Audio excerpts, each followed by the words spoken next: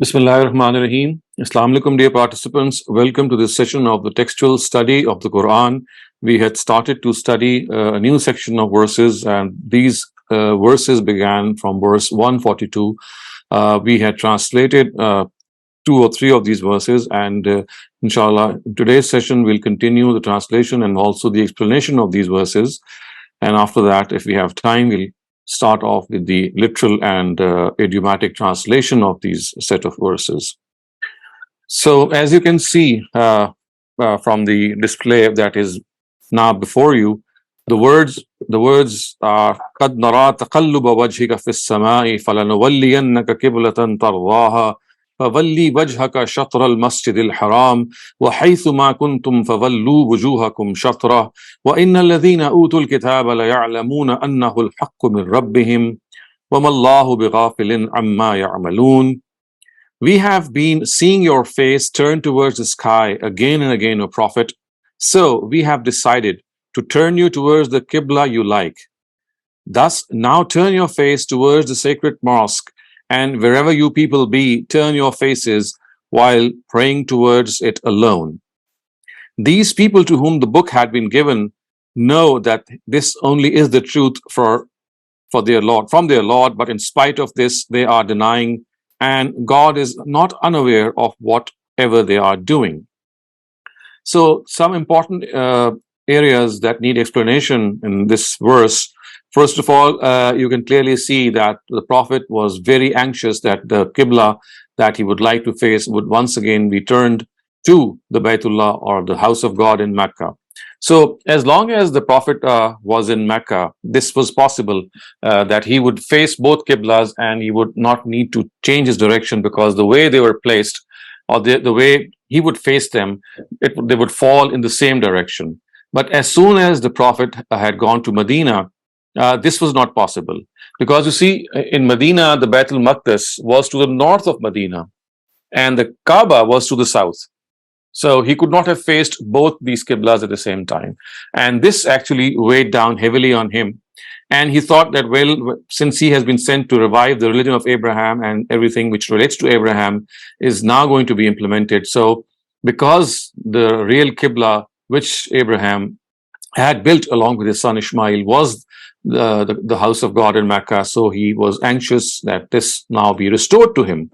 And we have discussed this already in our last session, that for some months maybe, or some particular period of time, the Bani Ismail, they were asked to face the Baitul Maqdis when they were in Mecca. And this went on for some time, and the Quran has said that the purpose was to test whether people obey God or not, because of course they were so used to facing the house of God in Mecca that any change to a new Qibla would have really disturbed them. So the purpose was that the Almighty wanted to test them whether they leave their things that they cherish at the behest of God or not. And once this was tested, the Qibla was, of course, once again restored. But we can see one thing, how the Prophet himself was so anxious. And dear viewers, one thing which is evident from these verses, and I think you should note them, is how vibrant and how deeply connected our beloved Holy Prophet was regarding things which faced him in various periods of time. So these words, قَدْ نَرَى تَقَلُّبَ وَجْهِكَ فِي السَّمَاءِ, these words are a very apt depiction of how anxious he was, that once that he has now migrated to Medina, the Qibla should be restored the way it was originally. And the way the Quran is expressed these words, قَدْ نَرَى تَقَلُّبَ وَجْهَكَ فِي السَّمَاءِ, you can clearly see that there is this style which has been adopted by the Quran, in which there is an incomplete verb which is suppressed before the actual verb. So in Arabic, we would state this construction as قَدْ كُنَّا نَرَى, which means that we have been seeing this. So it's not just a one-time happening that the Prophet just looked up at the sky to implore the Almighty to restore his Qibla, the Qibla back. It was in fact something that he would do repeatedly, and this showed how he was deeply concerned in its restoration.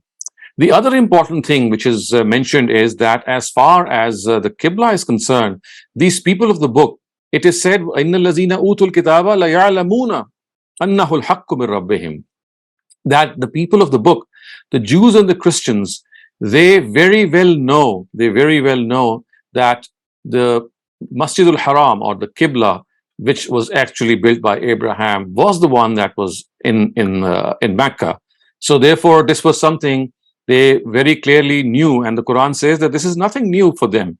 They knew that this was their Qibla, and the fact that it was a truth and is from God was absolutely clear about to them. So there was no confusion, and that is why the Quran says that don't think that these Jews and Christians don't know that your original Qibla was the one in Mecca.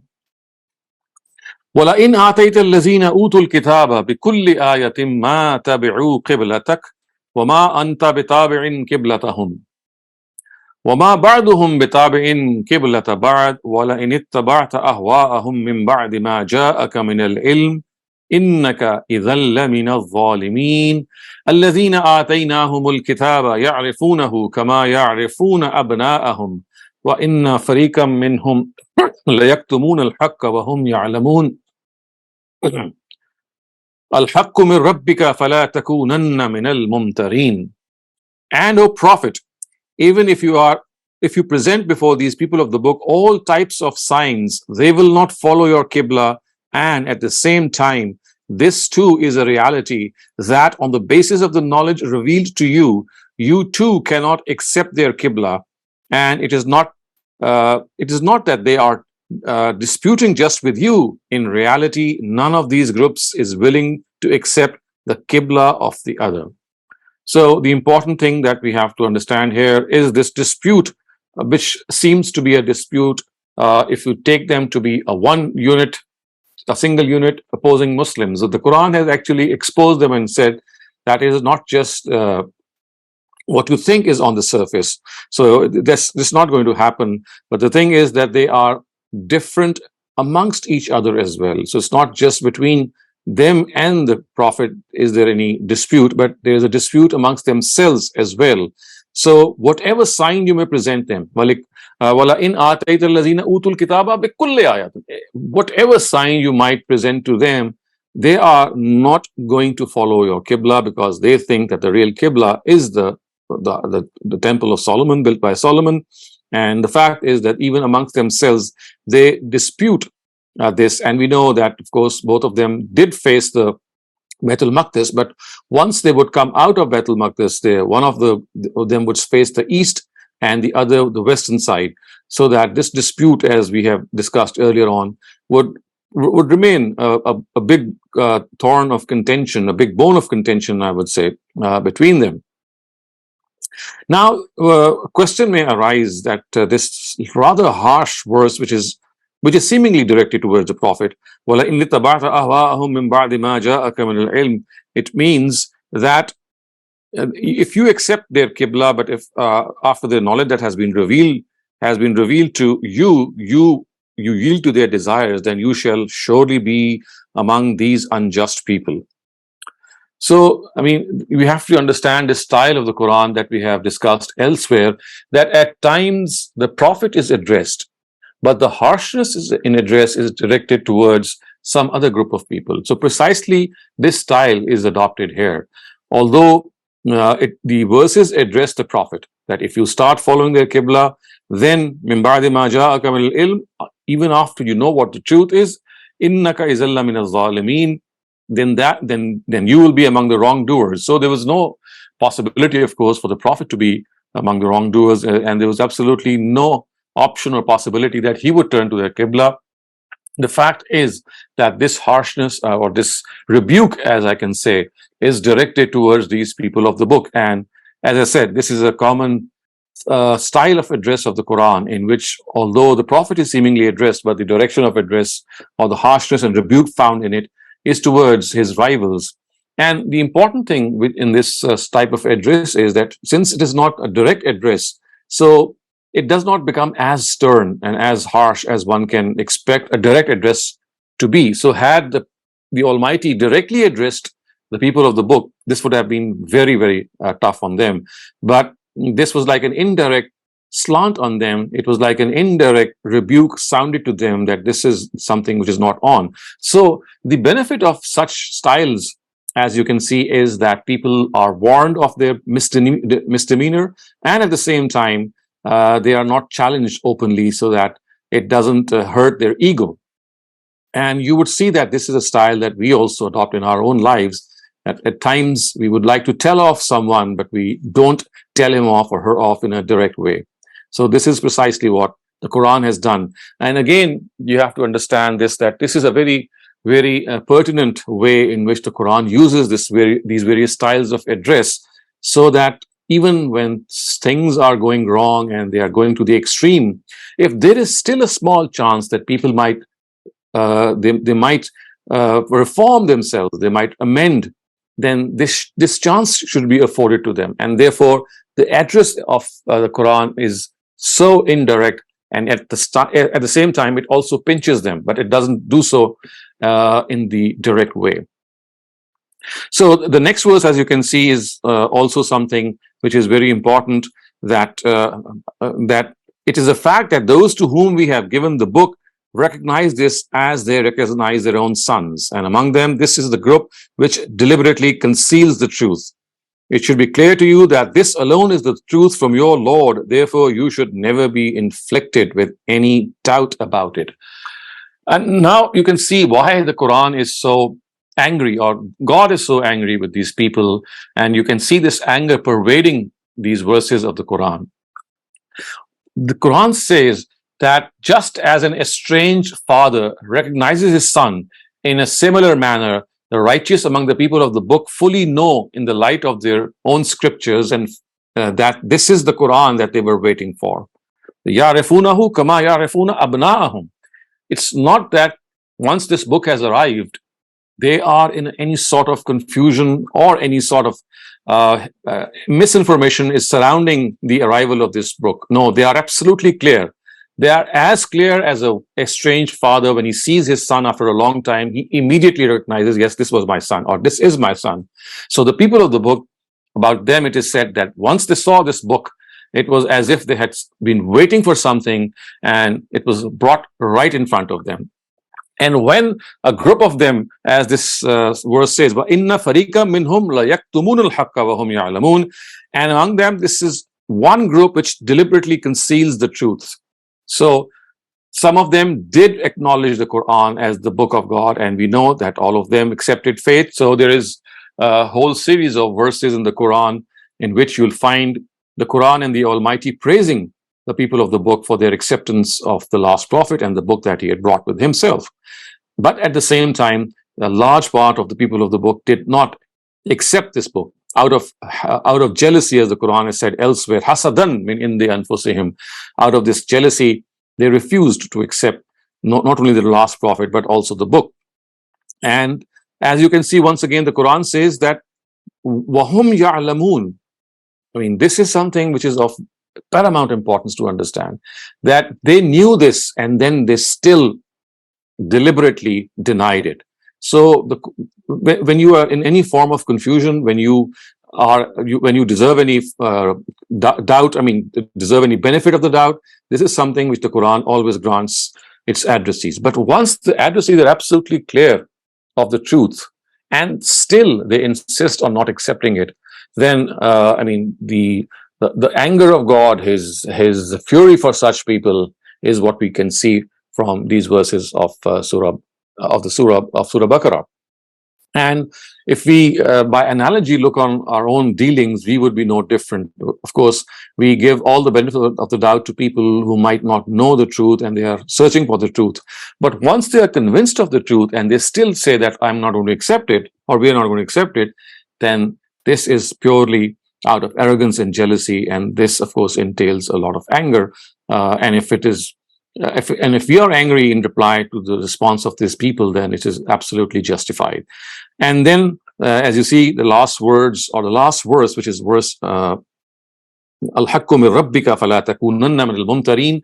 Again, the same style is adopted here by the Quran, that you should not be afflicted with any doubt. So this is a slightly harsher style adopted by the Quran. But then again, this harshness is directed towards the people of the book. And they are being told that this is something which has come from their Lord, and the Prophet should not be in any doubt about it. So it's like addressing the Prophet, but in fact, it is deflected towards these people of the book and said, well, you too should not be any doubt, because you are the people who were waiting for it.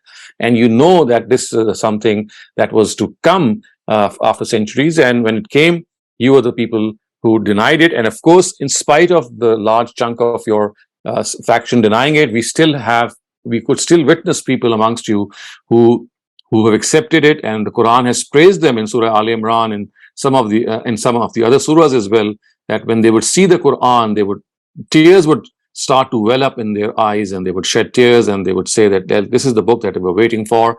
And they were the ones who, as the Quran says, that they believed not only in their own scriptures, but they also believed in what was revealed to Prophet Muhammad. So up till now, if there are any questions, please raise them before we go on to the next set of verses. Thank you very much, my dear teacher. And thank you, people, for joining us today for another beautiful session. We do have one raised hand. Shabnam, please go ahead. जी अस्सलाम वालेकुम sir. Sir ये अभी आपने जो आयत पढ़ी कि वो उसको पहचानते हैं जैसे अपने बेटों को, सर ये मेरी अंडरस्टैंडिंग के मुताबिक अब तक तो मेरा ख्याल था कि वो प्रॉफिट मोहम्मद सल्लल्लाहु अलैहि वसल्लम के लिए है, कि वो ये इन पर्सन है, कि उनकी निशान बुक्स में है। लेकिन सर आपने कहा कि ये कुरान मस्जिद के बारे में है कि कुरान को पहचानते हैं, सर ये कैसे? Actually, you see, if you look at the verses and the context, you'll see that it is basically the Quran that is being talked about. But I mean, the Quran cannot be separated from the Prophet. You just cannot isolate the Quran from the Prophet. So in effect, when you talk about the Quran, you are also talking about the Prophet. So it's like two sides of the coin. I mean, both are different sides of the coin, but they belong to the same coin. So the Prophet and the Quran, as we can see in some of the other surahs, they have been equated as if they are just one. So the context here shows that it is the Quran. But as a result of the Quran, you can not sever the connection between the Quran and the Prophet. So in effect, if you take it in the ultimate sense, then of course both are implied. And the Prophet is implied consequently or as a result. But the context says that this is basically the book of God that is being talked about. Sir मैंने last time question पूछा था, इसी से related है, थोड़ा सा unclear रह गया। सर ये जूस के बारे में था कि वो प्रॉफिट के निशान उन्हें पता था कि वो बनी इस्माइल में से आएंगे, तो सर और वो इस एफर्ट में थे कि अपनी बुक से उनकी निशानियां चेंज कर दें और ये वो। तो सर अगर वो ऑलरेडी इतने जेरस थे और वो उनको नहीं उन्होंने मानना था, तो सर फिर हिस्टोरिकली गालिबन ये कहा जाता है कि वो उनके इंतजार में ही मदीना के सबर्ब्स में आके आबाद हुए थे। तो सर अगर उन्होंने नहीं मानना था तो वो क्या करने आए थे वहां पर? So you see, you have to understand that there were various sections among these people of the book. They were not all of the same type. So some of them were really waiting for the Prophet. And whether they came here because they were waiting for the Prophet, that itself is a historical question that is debatable, that whether they came there because the Prophet was to come there or not. But the fact is that these people of the book, from their own scriptures, they very well knew that there's a final Prophet going to come, who's going to come from their cousins or the other branch of the Banu Abraham. So because of the fact they were righteous among the people of the book, who were waiting, and they accepted faith, and they accepted the Prophet himself, that we can clearly see that they were people who were clearly they were anticipating the arrival of the last Prophet, and when he arrived, they professed faith in him. So people who did not profess faith in him, of course, were the ones who were already planning that somehow when this last Prophet comes, they are able to declare him to be an impostor, that he's a false prophet, and because of the fact that they were already planning. So one group, as I can say, is the one who was anticipating, and they were trying to welcome the last Prophet. They were in minority, but the majority of these people of the book were the ones who were planning. And when I say majority, I'm talking about the scholars, because of course the followers or the masses were just following what the scholars would tell them. And we find from other instances in the Quran that the Torah was not bound in a volume, so it had various pages. And The Quran says that they would hide part of the book and they would display part of the book, so that when their masses would come to them to read the Torah, so they would give parts of the Torah and would hide other parts, which would depict the arrival of the last prophet as well. So these were some of the wrongdoings which they were guilty of, and they were somehow trying to circumvent that when the last prophet arrives, so they are somehow able to dent his arrival by declaring him to be a false prophet. So you see, this was like a whole campaign that they had launched, and they thought it would be successful, and they did not know that the Almighty has his own plans, and their own plans would not succeed. Another thing that you'd like to know is that Jesus had the followers of Jesus, of course, had 12 disciples. The famous 12 disciples that we find are written in the Bible. So one of the righteous disciples, followers that came to the land of Arabia were the followers of Peter. So who's called Patras in the Bible, and his name is Simon Peter. So Simon Peter is the one that we find that many of the followers of the people of the book who came to the land of Arabia were actually disciples and followers of Saint Peter himself. And about him, we know that he was the righteous successor of Jesus. As far as Saint Paul of Tarsus is concerned, we know that he actually changed Christianity, and he sort of gave his own version of Christianity. And the Christianity that we have today is the Pauline Christianity, in which you find the concept of Trinity, in which you find the crucifixion of Jesus, in which you find the concept of original sin, that Jesus, by being crucified, has paid for the sins of all mankind. So these were the beliefs that were conjured up, I would say, by St. Paul. And because of the fact that some of these beliefs ultimately form the foundations of Pauline Christianity, some of them still exist. But there were other beliefs which, when his disciples came to the land of Arabia, they were completely different from some of the beliefs which were not found in Pauline Christianity. So on the one hand, we need to make this distinction, and on the other hand, we also have to understand that these righteous disciples of Saint Peter actually were perhaps the ones who had accepted the last prophet in a very magnanimous way, and the book as well. But others which were not his own disciples and who were mainly disciples of Saint Paul, maybe, or maybe some other deviant groups, they were the ones who ended up rejecting the prophet, and also planning that somehow when the prophet would come, they would be able to make him see, I mean, in the eyes of the common masses, that he is not a true prophet, he's a false prophet. Thank you very much, sir. Many thanks. Next question is from Imran. Please go ahead. Assalamu alaikum, Dr. Shehzad. So, just on the same line, about the Jews moving to the area of Medina, but did their books clarify to them that the last prophet will not be from amongst them? One of the, I thought the misconception or they had was that they thought that the prophet will come in that area, but they did not know it was going to be from the Ishmaelites and not from the Isaac's lineage. Thank you. No, that is not correct, because you see, the prophecies of Moses are still found in the book of Deuteronomy, especially chapter number 18. You'll find how he said that a prophet is to come from my brothers, of your brothers. So the word brothers tells us that, of course, they were, very clear that they are not going to be, or the last prophet is not going to be from among them. He is going to be from the other lineage, which is the lineage of Ishmael. So there was no question about that. And precisely that is why we know that the righteous among the people of the book, they professed belief in the last prophet, because they knew that the prediction about the arrival of the last prophet was from the Ishmaelites.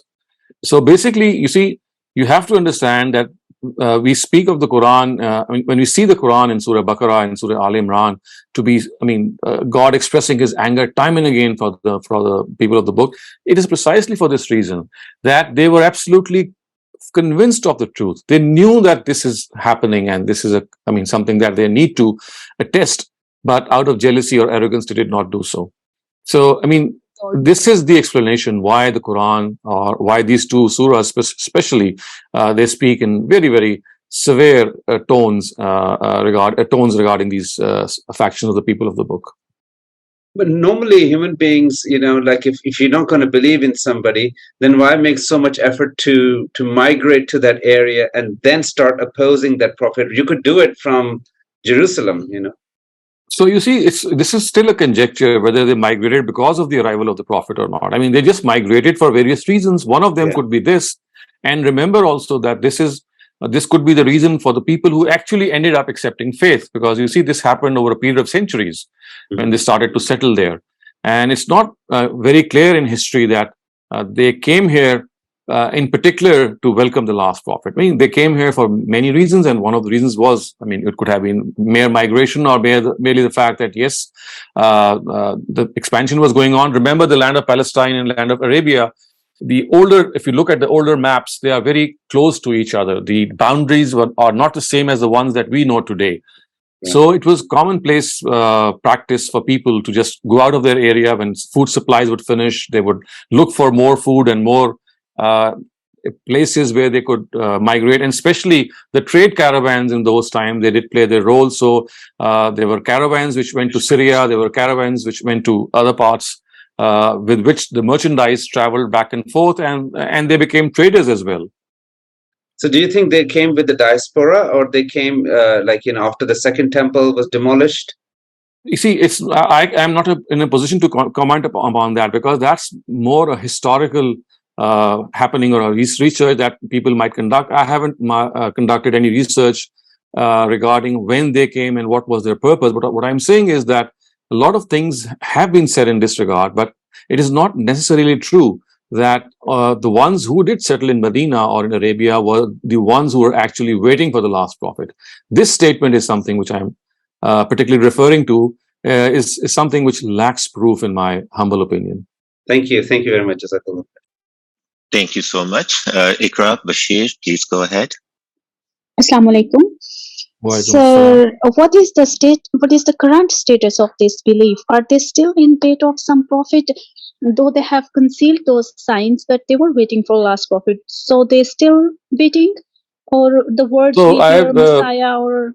Yeah, so I've explained this a number of times, that the Jews never accepted Jesus, because they said that the Messiah that they are waiting for cannot be someone who can even be touched, let alone be crucified, and they had their own objections. So they never accepted the coming of Jesus as the coming of the Messiah that they think was to come. So the Jews of today, they are still waiting for the Messiah. Secondly, as far as Christians are concerned, they are waiting for the return of Jesus. So to them, the Messiah already came, but he has to come again. So he's still alive and he's going to come again. So this is what the Christians believe. And the Muslim majority belief is very similar to the Christian belief, that yes, he is going to come again. So all these three Abrahamic religions are waiting in some form or the other for the Messiah. The only thing is that the Jews are waiting for a Messiah who is different from Jesus, whereas the Christians and Muslims are waiting for Jesus himself as his second coming. And the Jews are waiting Messiah in the capacity of last prophet, or the Messiah is something different? No, Messiah is something that they think that there was promised to them that he would come and he would build the temple for the third time, and the greater empire of Prophet David would be established by him, and he would be the person who would be the last, the last of the prophets. Okay. This is the Jewish belief, yes. Thank you so much, sir. We don't have any more questions. Please go ahead. Okay, so let's move on to the next verses. وَلِكُلٍّ وِجْهَةٌ هُوَ مُوَلِّيهَا فَاسْتَبِقُوا الْخَيْرَاتِ أَيْنَمَا تَكُونُوا يَأْتِ بِكُمُ اللَّهُ جَمِيعًا إِنَّ اللَّهَ عَلَى كُلِّ شَيْءٍ قَدِيرٌ. And each one among them has a fixed direction for its qibla towards which it turns. So you people should leave them aside and try to excel one another in virtues. Wherever you will be, God will gather you all for judgment. God has power over all things. وَمِنْ حَيْثُ خَرَجْتَ فَوَلِّ وَجْهَكَ شَطْرَ الْمَسْجِدِ الْحَرَامِ وَإِنَّهُ لَلْحَقُّ مِنْ رَبِّكَ وَمَا اللَّهُ بِغَافِلٍ عَمَّا تَعْمَلُونَ. Leave them aside to profit, and always while traveling also, from wherever you come out, face towards the sacred mosque for the prayer.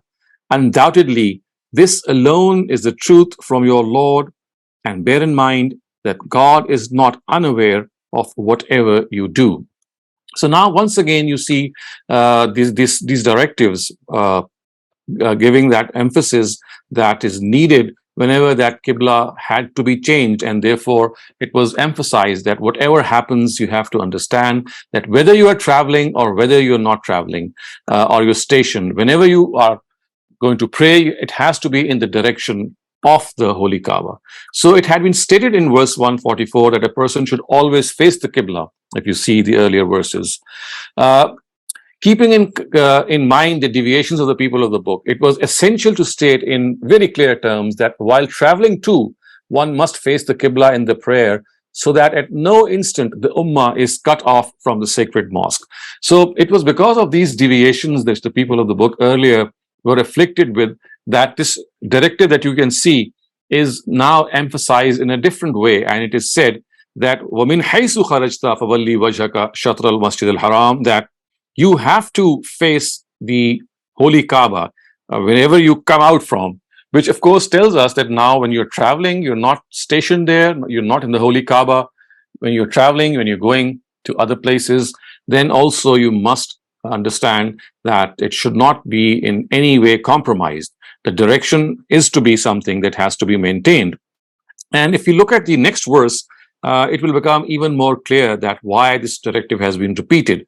Once again, you see the verses, وَمِنْ حَيْثُ خَرَجْتَ فَوَلِّ وَجْهَكَ شَطْرَ الْمَسْجِدِ الْحَرَامِ وَحَيْثُ مَا كُنْتُمْ فَوَلُّوا وُجُوهَكُمْ شَطْرَهُ لِأَلَّا يَكُونَ لِلنَّاسِ عَلَيْكُمْ حُجَّةٌ إِلَّا الَّذِينَ ظَلَمُوا مِنْهُمْ فَلَا تَخْشَوْهُمْ وَاخْشَوْنِي وَلْيُتِمَّ نِعْمَتِي عَلَيْكُمْ وَلَعَلَّكُمْ تَهْتَدُونَ.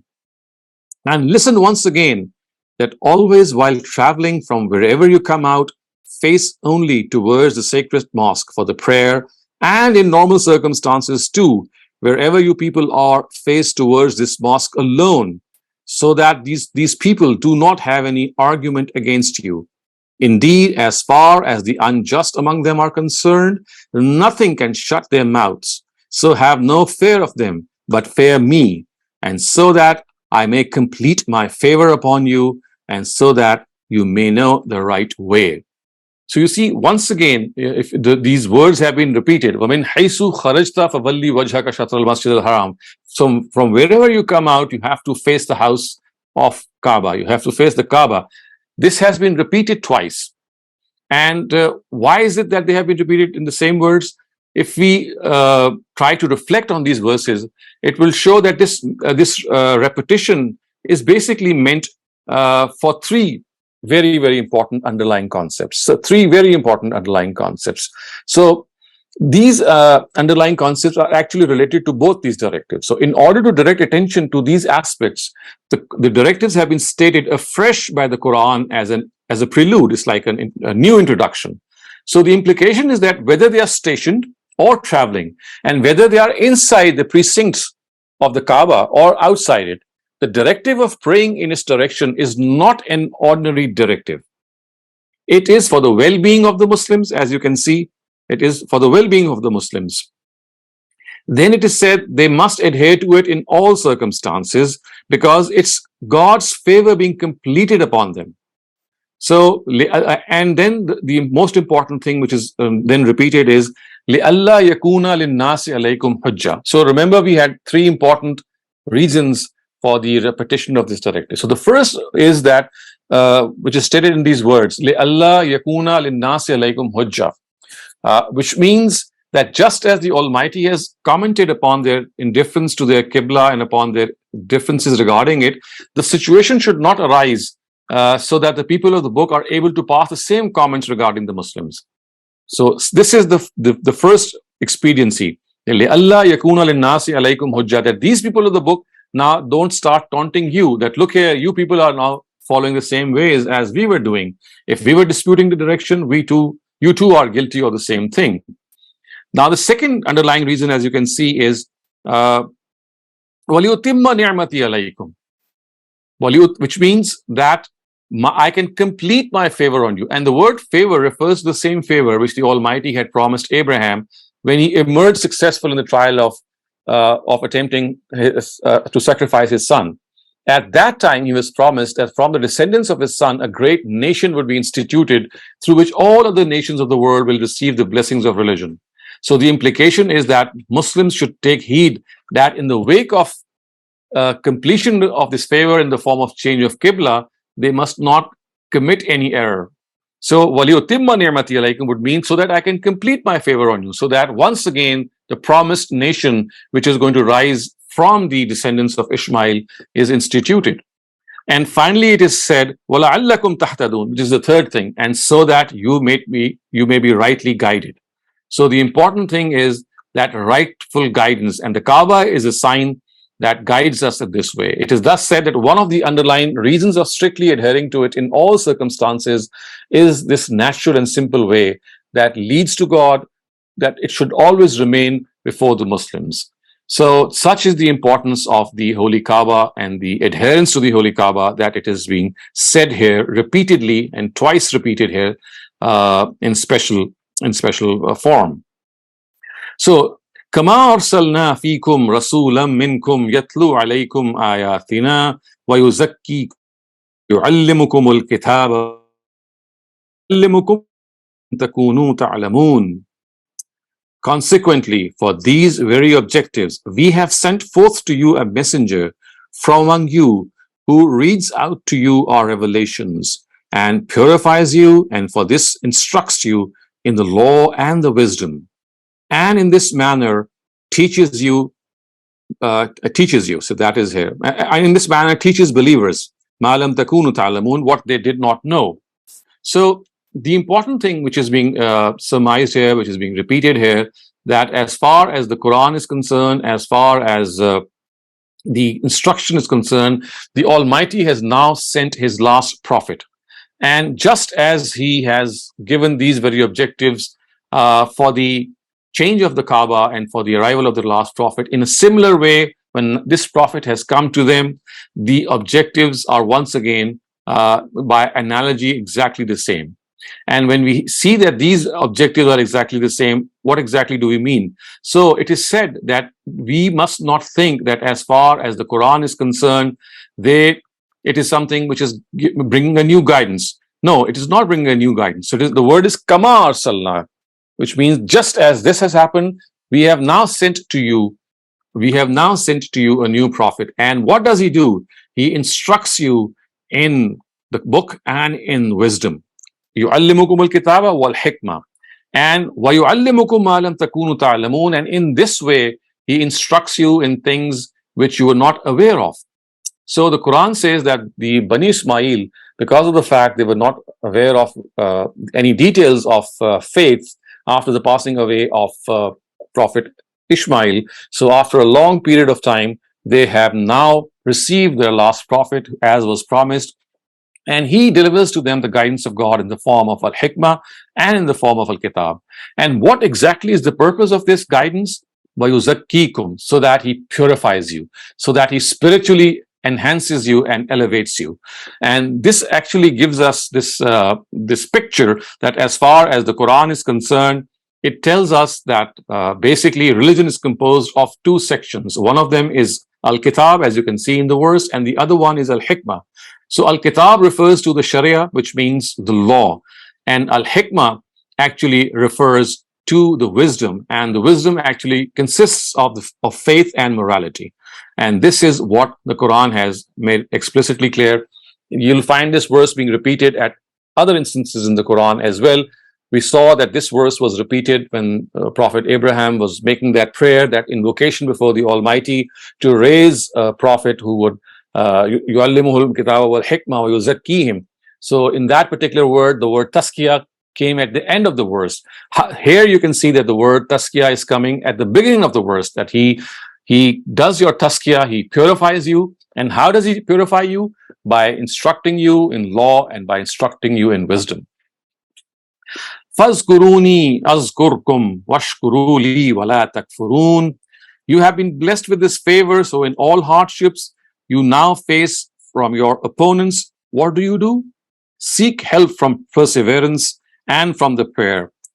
And undoubtedly, those who persevere against hardship. So it seems to me that there is a part of translation which has been left out by one of our technicians who has made these slides. So the translation is missing here. I'm just going to fill up the translation for you. So Fazkuruni azkurkum would mean that you remember me and I'll remember you. Washkuruli, be thankful to me, and wala takfurun, do not be ungrateful for me. From here you can also see, viewers, that the word kufr in the Arabic language is used in two meanings. So one of them is in the meaning of disbelief, and in the other meaning it means to be ungrateful. And whenever it is used in tandem with shukr, it always means ingratitude. So here you can see washkuruli wala takfurun, that be thankful to me and don't be ungrateful to me. Be grateful to me and don't show this ingratitude.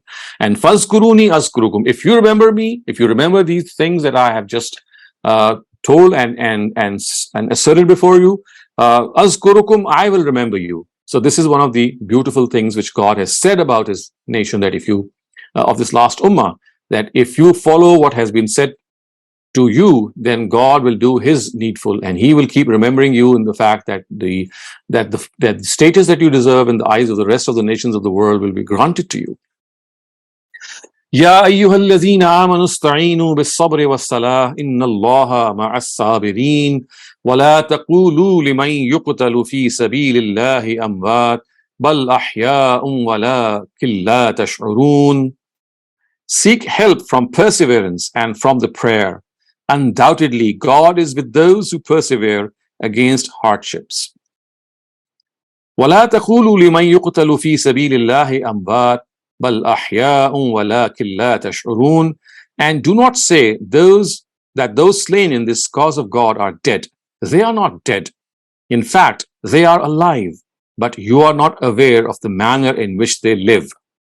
So in this background, now the believers are being instructed that you are facing this opposition from the people of the book. And mind you, this opposition is no small an opposition. It's something which is really giving them a tough time. They are people of the book who are now annoyingly coming forward, and now they are trying to stop the progress of the last prophet's mission by raising various objections, by not accepting him as the last prophet. And as you can see from the previous verses, that they planned how they would oppose the coming of the last prophet. So with this background, now the believers are being addressed, and they are being told that in the wake of this opposition and in the wake of this adversity that they are facing, the only thing that can help you out is wasta'inu bis-sabri was-salah, that seek help from the prayer and from perseverance. You have to remain steadfast. Don't lose hope. And don't think that the help of God will not arrive.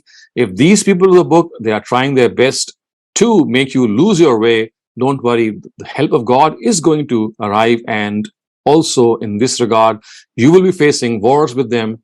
And people who die in these wars, don't think that they are dead. These are martyrs, these are shaheed. And about them, the verse says that they are living in the land of barzakh, but the way they are living or the nature of their life is something that we do not know. But they have some cognizance, they have some comprehension, and don't think that they have just passed away, and they are receiving the favors of their Lord in this situation. And then one of the most powerful verses of the Quran comes up, وَلَنَبْلُوَنَّكُمْ بِشَيْءٍ مِّنَ الْخَوْفِ وَالْجُوعِ وَنَقْصٍ مِّنَ الْأَمْوَالِ وَالْأَنفُسِ وَالثَّمَرَاتِ وَبَشِّرِ الصَّابِرِينَ الَّذِينَ إِذَا أَصَابَتْهُمْ مُصِيبَةٌ قَالُوا إِنَّا لِلَّهِ وَإِنَّا إِلَيْهِ رَاجِعُونَ أُولَٰئِكَ عَلَيْهِمْ صَلَوَاتٌ مِّن رَّبِّهِمْ وَرَحْمَةٌ وَأُولَٰئِكَ هُمُ الْمُهْتَدُونَ. And in this cause, we shall definitely test you with some fear and some famine and some loss of life and wealth and some loss in the production of fruits. And O Prophet, give glad tidings of success in this world and in that to come to those who persevere in this cause. Those who, when afflicted with some calamity, say, surely we belong to God, and to him one day we shall return. On such people will be God's blessings and mercy, and it is they who will be rightly guided. So Muslims are now being told that remember the help of God is going to arrive. There is a time for that. And until that time arrives, you have to show resolve and patience and seek help from patience and from the prayer. So this prayer that is being talked about here specifically refers, as you can see from the rest of the Quran, that whenever help is being asked to be sought from a prayer, then on most occasions it is the prayer of tahajjud, because it is this prayer which, when a person gets up in the middle of the night or in the later part of the night and asks for God's help, that he is spiritually bolstered, he is spiritually strengthened, that he can face these adversities with much more resolve. So we know the Prophet Muhammad sallallahu alaihi wasallam himself, he would wake up in the last part of the night, and for a better part of the night he would offer the tahajjud prayer. We also know from Surah Muzammil that many companions with him, they also offered this prayer. And as you can see, the reason is that the amount of adversity that they were facing and the amount of enmity, animosity, jealousy, hatred, all sorts of things that they were facing there. And of course, at this instance, they were not given the permission to raise arms until certain point of time. So they had to be patient, and this patience could only have been obtained with a strong God connection. So this God connection through the prayer is something which is being talked about. So the believers are being told that yes, help is going to come, but it has to be, you have to wait for that help to arrive. And before it's going to arrive, there is this law of God which is now going to come into play, and that is that you shall be tested. You shall be tested. And the words, this word لَنَبْلُوَنَّكُمْ, the way it is expressed in the Arabic language in a very particular style, it actually conveys this meaning that it is bound to happen, that you shall be tested. But don't worry, this test is not going to be beyond your capacity. As the word said, نَبْلُوَنَّكُمْ بِشَيْءٍ, it should be some part, part of it. And what would be the part that you would be faced with in this adversity or this trial would be that various things that you can bear, but of course there would be adversities. Amongst them, we would the words are khawf. Of course, war was rampant in those days, so there would be khawf or fear that would be in the air, and you'll have to face this fear in a very, very courageous way. And then it says, well, ju', which is famine. So as a result of this war-stricken atmosphere of Arabia, we know that famine and loss of food products and things, there was always there, plus crops would be destroyed. And as a result, we would the amount of production that would nourish the population would no longer be there. So this was also a trial and test. One naqsi min al-amwali wal anfus, which means the loss of life and wealth would also result because of these wars. But don't think that these losses are going to overpower you or you would be just they would be beyond your capacity. No, they would be in accordance with your capacity. And what you would do whenever you face this calamity, وَبَشِّرِ الصَّابِرِينَ الَّذِينَ إِذَا أَصَابَتْهُمْ مُصِيبَةٌ, that when they face these calamities, the words that should come out of your mouth are Inna lillahi wa inna ilayhi raji'un. So in the Quran, you can see that this particular expression or this sentence that we often utter at the death of an individual is cited in a very wider connotation. So it's not just at the death of a person that we utter or we should utter these words. It is in the wake of any calamity, any adversity, any difficulty that we face. These words should come out of our mouth, Inna lillahi wa inna ilayhi raji'un, implying the fact that we are for God and to Him is going to be our return. So what do we need to fear? Because we have been sent down on this earth by the Almighty for a purpose, and that is to be steadfast and to show resolve in the wake of difficulties. And we should not lose hope, because as a result of this, once we are transported to Him in the next world, Inna ilayhi raji'un, we are going to turn to Him, then He is going to compensate for all that we did, for all the adversities that we bore, and we patiently undertook them, and we were in full command of the fact that yes, we would be given the compensation of these adversities. So Inna lillahi wa inna ilayhi raji'un is something that always comes to their lips in the wake of these adversities. And then it is said, Ulaika alayhim salawatum min rabbihim wa rahma wa ulaika humul muhtadun, that on such people will be God's blessings and mercy, and it is they who shall be rightly guided. So before I move on to the final verses, if you have any questions regarding this particular portion, please raise them now. Go ahead, Shadia, please. Thank you. Okay, thank you, Yasin. Assalamu alaikum, Dr. Saab. Walaikum My assalam. question is, I think I missed the first part, or if you already explained it. The Jewish people and the Christians, do they face a certain direction when they're praying, when they're home? Are you talking about today, the Christians of No, today? yeah. Or the time of the Prophet Muhammad Sallallahu Alaihi Wasallam? So yes, What there's so they were, so the Christians would face the eastern side of the Baitul Maqdis, and the Jews would face the western side of the Baitul Maqdis when they would be out of the Baitul Maqdis. So you see, when they would be within the temple, they would face the temple.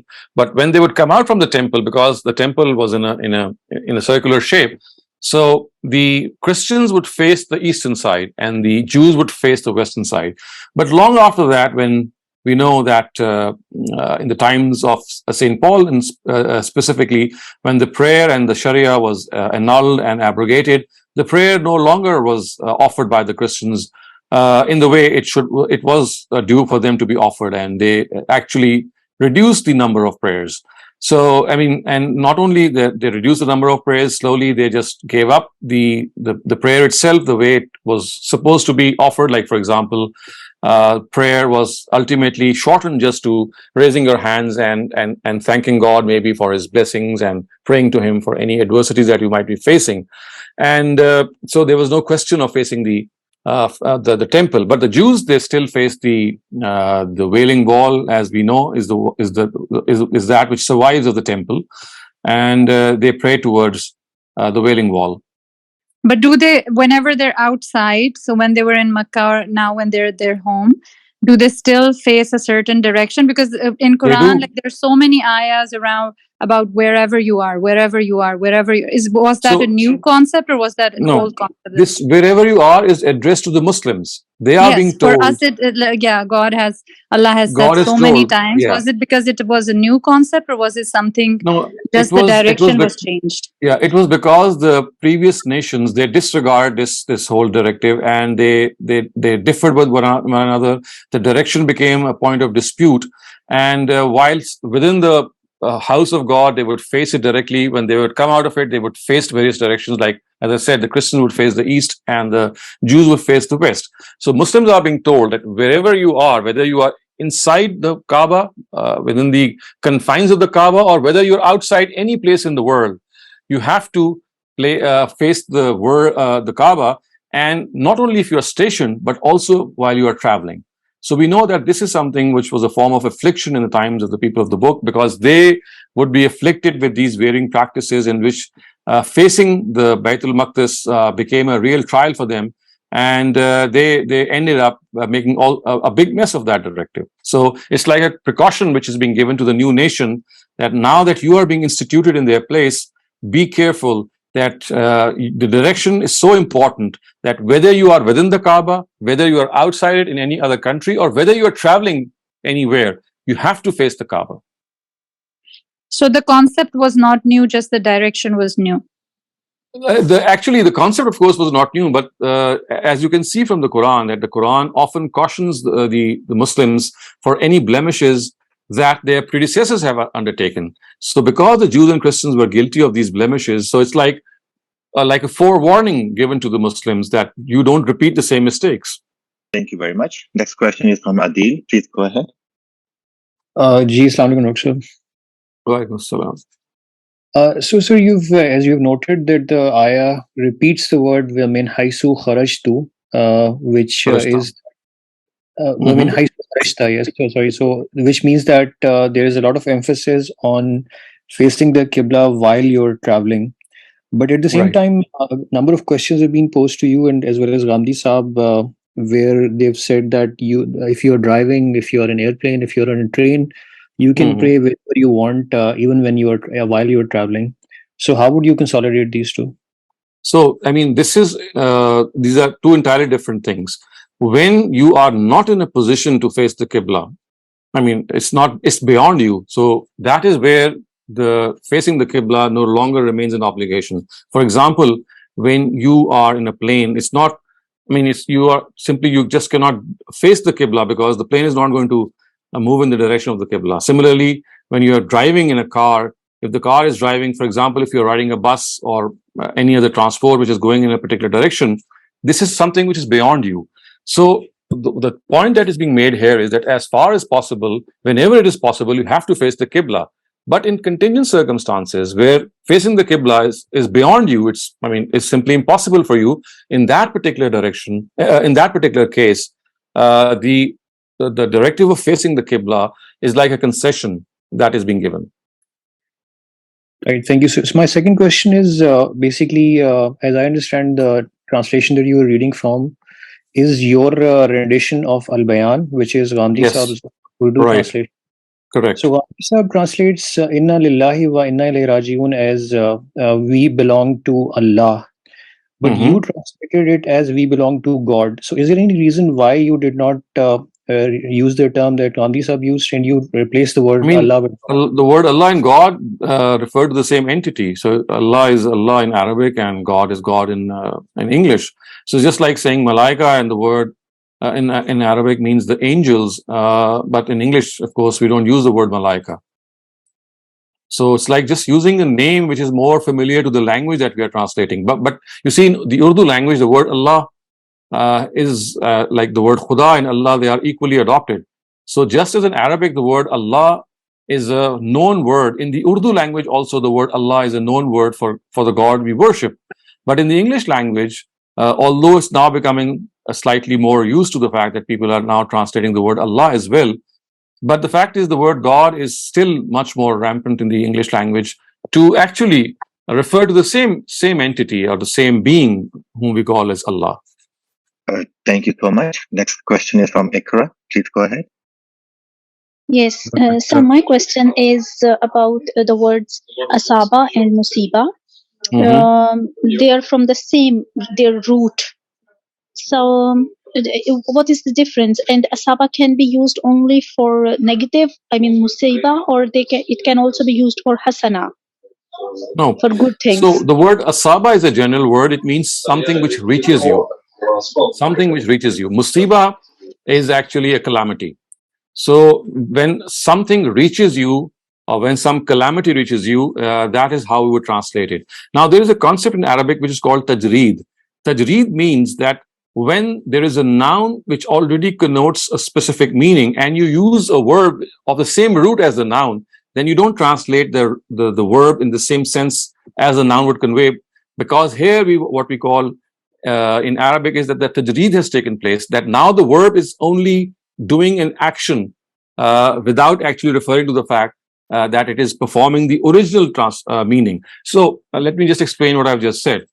So if I use the words musiba without the verb asaba, I can use some other word. Then I will always use the translation of that word, and of course use the word musiba and translate it as that when the calamity reaches them. Asabah musiba would mean when the calamity reaches them. But because of the fact that this word calamity is already, it's already concealed in the word musiba, so you'll not translate the word asaba in the same sense. So you will not say when the calamity which is supposed to reach them reaches them. So the word asaba now is what we call, it goes into tajreed, and the word musiba, which is found in asaba, is now divested of it, and we just have the meaning of a verb being done. So it's like saying when the musiba or the calamity strikes you. Otherwise, it should have been translated like when the calamity which is going to strike is going to strike you, something like that. But this repetition would have been, of course, very, very heavy on the language. So what happens is in the Arabic language, we do this tajreed, in which now the verb loses a part of that meaning because the noun already has that part. Okay, if I understand you rightly, you mean it is possible that another verb can be used for musiba. Yes. Another word can be used for asaba, not for musiba. Musiba is calamity. Yeah, so musiba is noun and asaba is verb. Yeah. So can we use another verb for musiba? For the verb, yeah. So it could have been used, but because of the fact that asaba and musiba are from the same root, now there is a tajreed in the verb, and you don't use it in the form of a calamity. Okay, and can we use this verb asaba for good deeds when Yes, they can. goodness Yeah. reaches to them. Right. Bilkul. Asaba hasana, for example, when something good reaches them, asabahum hasana. Okay, thank you. Thank you, Dr. Saleem. Our next question is from Shabana Ansari. Please go ahead. Assalamu alaikum. Salam. Doctor साहब ये वाली जो आयत है वला नबलुवन्नकुम बिशैइन मिनल खौफी, जब हम नज़्म कुरान के बगैर पढ़ते थे इन आयत को तो हम समझते थे कि ये हम लोगों के लिए है, यानी आम है, जैसे दुनिया की आजमाइशों में ये सारी चीजें थोड़ी थोड़ी पेश आएंगी। तो मुझे आपसे यही पूछना था कि ये आयत जो है हमसे ये कैसे रिलेट करेंगी और या हमें इसका लेसन कैसे मिलेगा, या ये पर्टिकुलर सहाबा के लिए है? You see, as far as these verses are concerned, they are specifically for the Sahaba or the companions. Because if you see the context is that they are the people from whom, with whom there is this strong dispute and debate going on. The people of the book were negating them.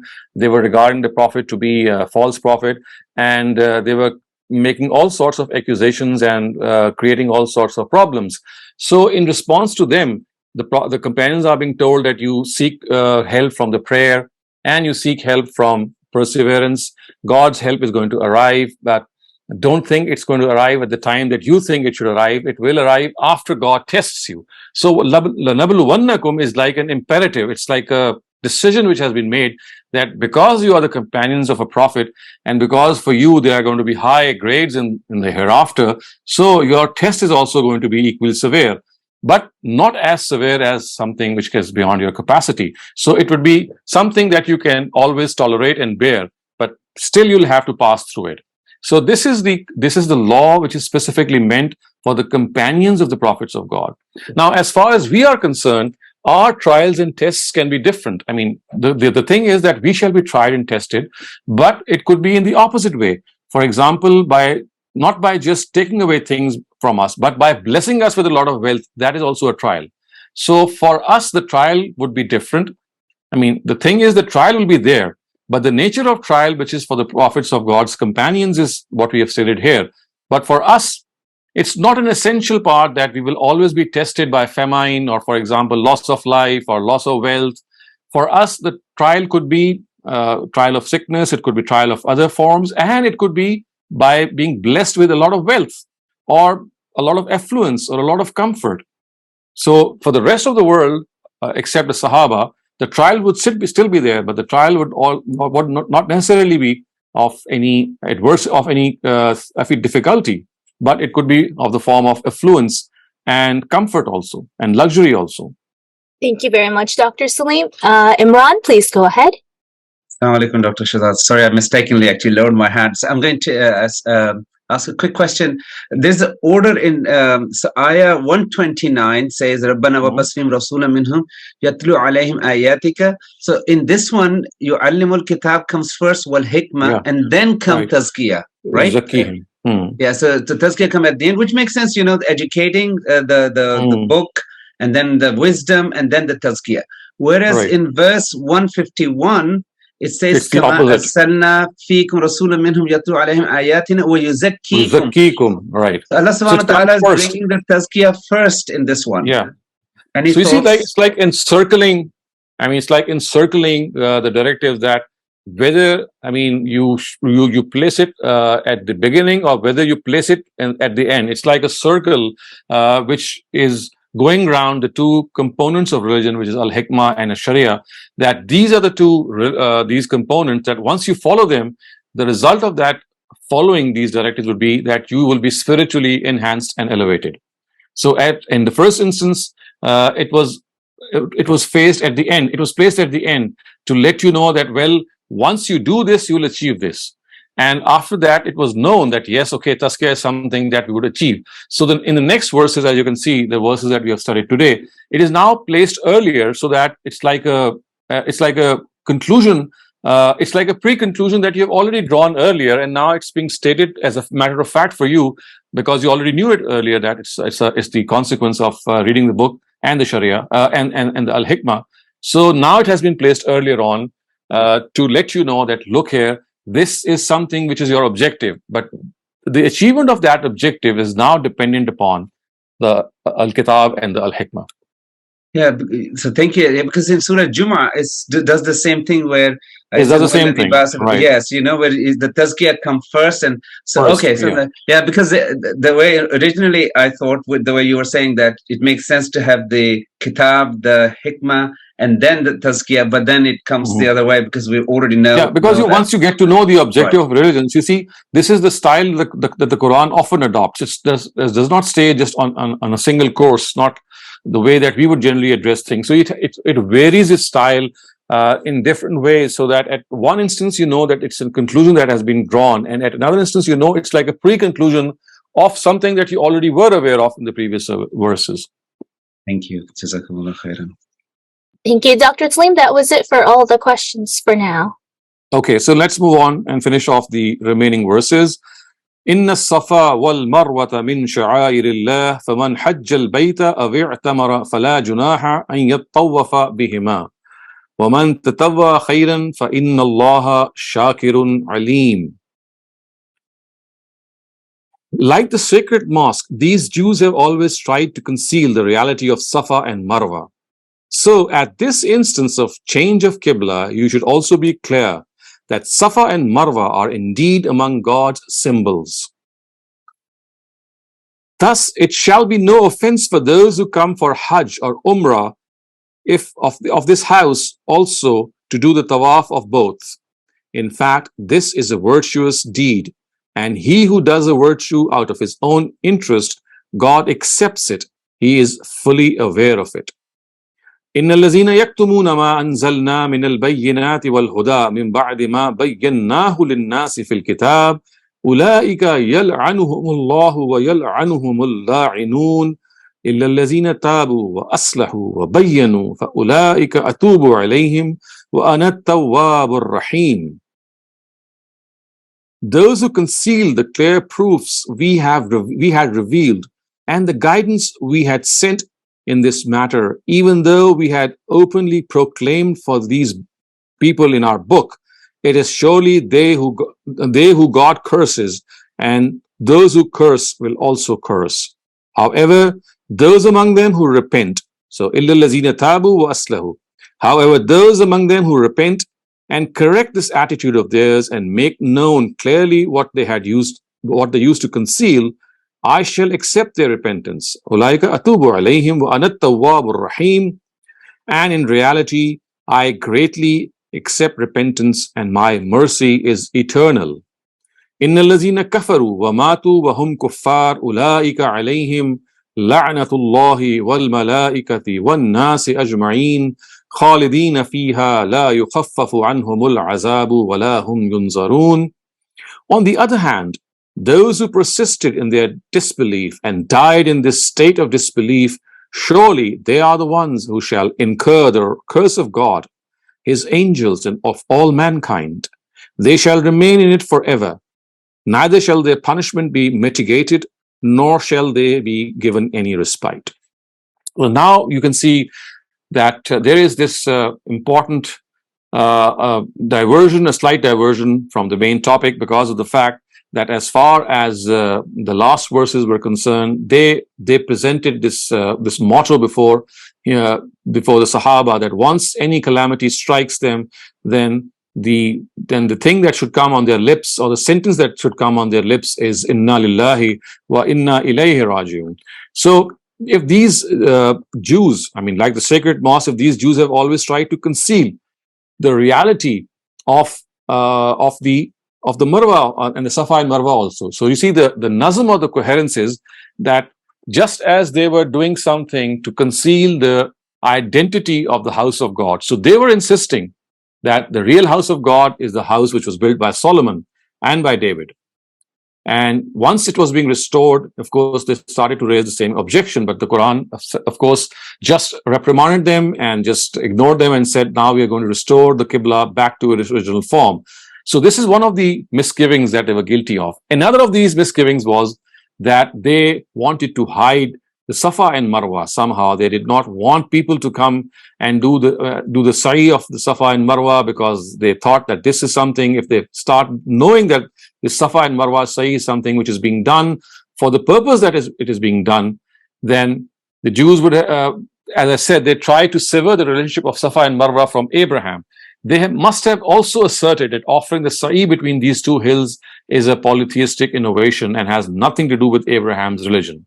So it was in this background that the Quran refuted this claim by clarifying that there is no harm in offering the sa'i between these hills. So basically, the Jews, just as they were trying to hide the identity of the Kaaba, they were also trying to hide the real identity of the Safa and Marwa, because you see, it was on Marwa, it was on the hill of Marwa where Prophet Abraham had placed Prophet Ishmael for the purpose of sacrifice, and it was on this hill that slaughter happening was to take place. It never happened, but it was that place, and it is because of this that the tawaf of Safa and Marwa, which is called the sa'i, was instituted as a ritual of Hajj that we all know. So first, what we have to understand is the word sha'air, which has been used in these verses, and it is said that inna safa wal marwata min sha'airillah. So the word sha'air is basically the plural of the word sha'ira, and sha'ira implies those manifestations which have been determined by God and His Prophet as symbols, as emblems to create a certain understanding. So let me give you an example. For example, our national anthem or our flag. A flag is nothing but a piece of cloth, but in fact it represents our solidarity. It represents the unity of our nation, every nation of every country. So just as a flag is a symbolic thing, and a national anthem is something of a symbol for the unity of the country that it is really spoken of, in a very similar way, the Almighty has adjudicated certain things as His sha'ira. So, for example, slaughtering an animal for sacrifice is a sha'ira. It expresses the essence of Islam, because when you are sacrificing an animal, what you are telling the Almighty is, or you're conveying these sentiments, that today, if this animal is being sacrificed, tomorrow, if my life is needed, I am not going to hesitate. Similarly, the Hajar Aswad, as you know, is also a sha'ira. Touching or kissing it when we do so while we are doing tawaf in the Umrah or Hajj, it symbolizes a renewal of a pledge to worship the Almighty and to obey the Almighty. Look at a jamarat. You pelt stones on those columns, and again, this is a symbolic thing. You're pelting stones at these jamarat as if you are pelting stones against Satan or towards Satan. Again, this is something which is like a symbol telling us that we are at war with Satan, and when we are pelting those stones, it is signifying an emblem that when we go back in life, when we go back from Hajj in our own lives, we will continue to have that war against Satan and not accept his advice in any way. So in a very similar way, the sa'i and is also of Safa and Marwa is a sha'ira of the Almighty. And you can see from these words that sa'i is called the tawaf of the place of sacrifice. So it's like فَلَا جُنَاحَ عَلَيْهِ أَن يَطَّوَّفَ بِهِمَا. So the real purpose of the sha'air is the reality they symbolize, and the sha'air themselves are also held in sanctity by the Almighty. So though the jamarat, which are columns that signify Satan, they themselves are a symbol, but they themselves also represent this greater reality that we will be at war against Satan at all times. So this is something that we have to always understand, that there is no room of regarding something to be a sha'ira from our own selves. It is God who regards something to be a sha'ira. And the guidance which is referred to here is the guidance which was revealed in previous scriptures about the advent of the last messenger, and to what the recipients of these scriptures were directed to do in this regard. So it is said that إن الذين يكتمون ما أنزلنا من الكتاب من البينات والهدى من بعد ما بيناه للناس في الكتاب. So this guidance, bayinat and huda, is the guidance which refers to the previous scriptures about the advent of the last messenger of God, and which they had flouted and which they had not accepted. So we have to understand that as far as the Quran is concerned, it is absolutely clear and explicit that people who have rejected the Prophet by intentionally not accepting him as messenger of God is someone who will always be taken to task. So there is no room for any confusion in this regard. It is not that they are denying the Prophet out of any confusion. It is on account of the fact that they are absolutely convinced and they are still not accepting it. And hence you can see from these last two verses that people who have denied, and they have denied, I mean, they die in this state of denial. Look how harsh these words are. Ulaika alayhim la'natullah. For them is the curse of God and the angels and all mankind. Such is the anger which spills out of these verses. And then it's not just here that it remains. It says, Khalidina fiha. They shall remain in it forever. La yukhaffafu anhumul azab. And the torment that they are going to face is not going to decrease or lessen. So once again, the Quran telling us that such is the nature of the crime and wrongdoing that they deserve no lenience. And hence, of course, this is a object lesson for the new ummah which is being instituted at the hands of Prophet Muhammad, that if they are also guilty of the same ways as their predecessors, then they should remember that they shall also be treated in a very similar way. So with this, we come to an end to these section of verses. So inshallah, we will probably start off with the idiomatic and literal translation next time. But if you have any questions regarding what we have studied until now, between these last section of verses, you can raise them. Thank you, Dr. Saleem. Naushad Shafqat, please go ahead. Yes, thank you, Dr. That means that the Sa'i of Safa and Marwa is not an essential part of Hajj Yes. or Umrah. It is not. Just something that one It can is do a recommended part. Absolutely correct. Right. So Sa'i of in Hajj and in Umrah, they are not an essential rite of either of these two rituals. They are. Right. I mean, the Sa'i is something which is recommended, but it is not mandatory. Thank you very much. Thank you. Shaban Ansari, you're up next. मेरा भी doctor साहब यही सवाल था कि ये फर्ज है सफा और मरवा, क्योंकि पहले हम इसका समझते थे ना कि वो ज़ईफ रिवायत थी कि हजरत हाजरा के भागने की वजह से ये फर्ज की गई है, लेकिन अब जैसे मालूम हुआ कि मरवा पे हजरत इब्राहिम अलैहिस्सलाम और हजरत इस्माइल अलैहिस्सलाम को उन्होंने ज़िबा करने के लिए ले गए थे, तो यही मुझे पूछना था कि अभी भी यानी हज और उम्रे में अगर हम ना करें तो ये मतलब वो नहीं है कि एसेंशियल नहीं. Right. This is not mandatory. It is not essential. Your Hajj and your Umrah will be complete even without the Sa'i. Okay. You see, the words of the Quran are absolutely clear. It says, "Faman hajjal baita aw i'tamara," which means a person who does Hajj or does Umrah, fala junaha alayhi an yattawwafa bihima. So there is absolutely no sin on him if he does not do their tawaf. Fala junaha alayhi an yattawwafa bihima. And of course, they are God's symbol, but it shall be of no offense for those who come for Hajj or Umrah of this house to also do the tawaf of both. It's basically a virtuous act. So it's absolutely no problem if you do it. And a person who does such a virtuous act, the Almighty is going to accept it. So the word tatawwara, in Arabic, the word tatawwur means something which is optional, something which is recommended, but it's not mandatory and obligatory.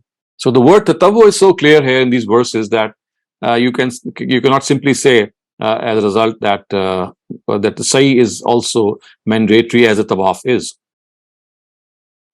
फला जुनाहा से भी लग रहा है ना कि ये इसमें कोई वो नहीं है, Right. ये फर्ज है.